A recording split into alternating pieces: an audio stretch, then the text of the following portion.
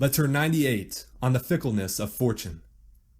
You need never believe that anyone who depends upon happiness is happy. It is a fragile support, this delight in adventitious things. The joy which entered from without will someday depart. But that joy which springs wholly from oneself is leal and sound. It increases and attends us to the last, while all other things which provoke the admiration of the crowd are but temporary goods. You may reply, "What do you mean? Cannot such things serve both for utility and for delight?" Of course, but only if they depend on us, and not we on them. All things that fortune looks upon become productive and pleasant, only if he who possesses them is in possession also of himself, and is not in the power of that which belongs to him. For men make a mistake, my dear Lucilius, if they hold that anything good, or evil either, is bestowed upon us by fortune. It is simply the raw material of goods and ills that she gives to us, the sources of things which, in our keeping, will develop into good or ill. For the soul is more powerful than any sort of fortune. By its own agency, it guides its affairs in either direction, and of its own power it can produce a happy life, or a wretched one. A bad man makes everything bad, even things which had come with the appearance of what is best. But the upright and honest man corrects the wrongs of fortune, and softens hardship and bitterness, because he knows how to endure them. He likewise accepts prosperity with appreciation and moderation, and stands up against trouble with steadiness and courage. Though a man be prudent, though he conduct all his interests with well-balanced judgment, though he attempt nothing beyond his strength, he will not attain the good which is unalloyed and beyond the reach of threats, unless he is sure in dealing with that which is unsure. For whether you prefer to observe other men, and it is easier to make up one's mind when judging the affairs of others, or whether you observe yourself, with all prejudice laid aside, you will perceive and acknowledge that there is no utility in all these desirable and beloved things, unless you equip yourself in opposition to the fickleness of chance and its consequences, and unless you repeat to yourself often and uncomplainingly, at every mishap, the words, "Heaven decreed it otherwise." Nay, rather, to adopt a phrase which is braver and nearer the truth, one on which you may more safely prop your spirit, say to yourself, whenever things turn out contrary to your expectation, "Heaven decreed better."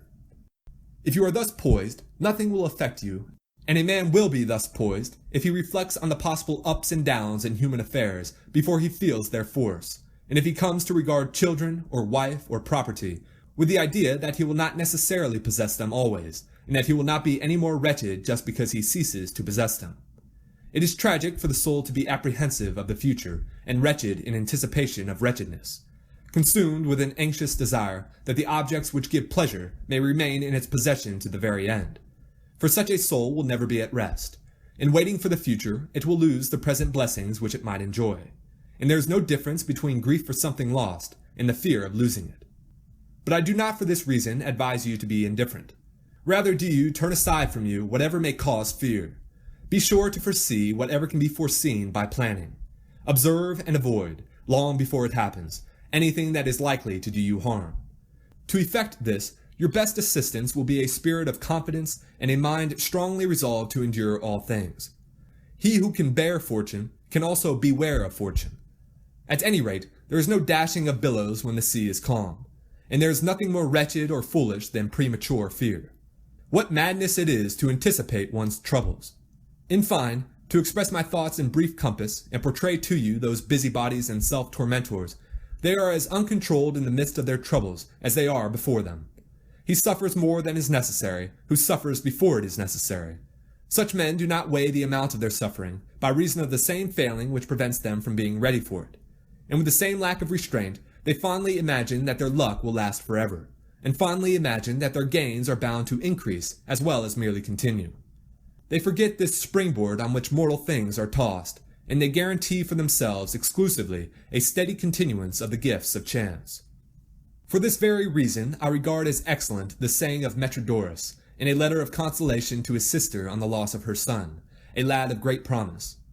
All the good of mortals is mortal. He is referring to those goods towards which men rush in shoals. For the real good does not perish.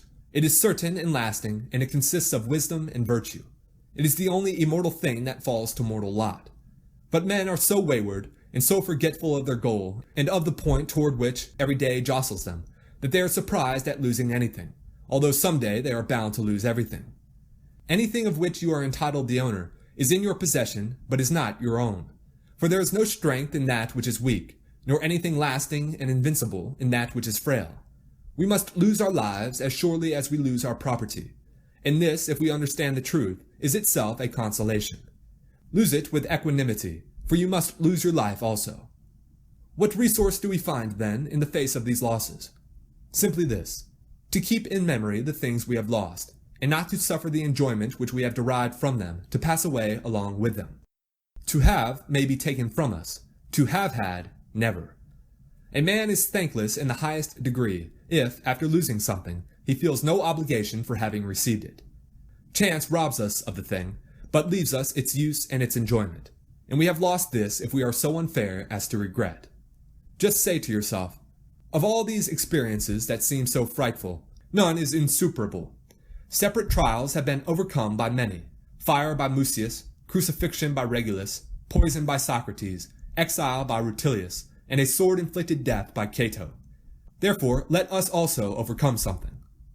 Again, those objects which attract the crowd under the appearance of beauty and happiness have been scorned by many men and on many occasions. Fabricius, when he was general, refused riches, and when he was censor, branded them with disapproval. Tubero deemed poverty worthy both of himself and of the deity on the Capitol, when, by the use of earthenware dishes at a public festival, he showed that men should be satisfied with that which the gods could still use. He showed that man should be satisfied with that which the gods could still use. The elder Sextius rejected the honors of office. He was born with an obligation to take part in public affairs, and yet would not accept the broad stripe even when the deified Julius offered it to him. For he understood that what can be given can also be taken away. Let us also, therefore, carry out some courageous act of our own accord. Let us be included among the ideal types of history. Why have we been slack? Why do we lose heart? That which could be done can be done, if only we purify our souls and follow nature. For when one strays away from nature, one is compelled to crave and fear and be a slave to the things of chance. We may return to the true path. We may be restored to our proper state. Let us therefore be so, in order that we may be able to endure pain, in whatever form it attacks our bodies, and say to fortune, "You have to deal with a man. Seek someone whom you can conquer." By these words, and words of a like kind, the malignity of the ulcer is quieted down, and I hope indeed that it can be reduced, and either cured or brought to a stop, and grow old along with the patient himself. I am, however, comfortable in my mind regarding him. What we are now discussing is our own loss, the taking off of a most excellent old man, for he himself has lived a full life, and anything additional may be craved by him, not for his own sake, but for the sake of those who need his services. In continuing to live, he deals generously. Some other person might have put an end to these sufferings, but our friend considers it no less bane to flee from death than to flee towards death. But, comes the answer, if circumstances warrant, shall he not take his departure? Of course, if he can no longer be of service to anyone, if all his business will be to deal with pain. This, my dear Lucilius, is what we mean by studying philosophy while applying it, by practicing it on truth. Note what courage a prudent man possesses against death, or against pain, when the one approaches and the other weighs heavily. What ought to be done must be learned from one who does it. Up to now we have dealt with arguments, whether any man can resist pain, or whether the approach of death can cast down even great souls. Why discuss it further? Here is an immediate fact for us to tackle. Death does not make our friend braver to face pain, nor pain to face death. Rather does he trust himself in the face of both. He does not suffer with resignation because he hopes for death, nor does he die gladly because he is tired of suffering. Pain he endures, death he awaits. Farewell.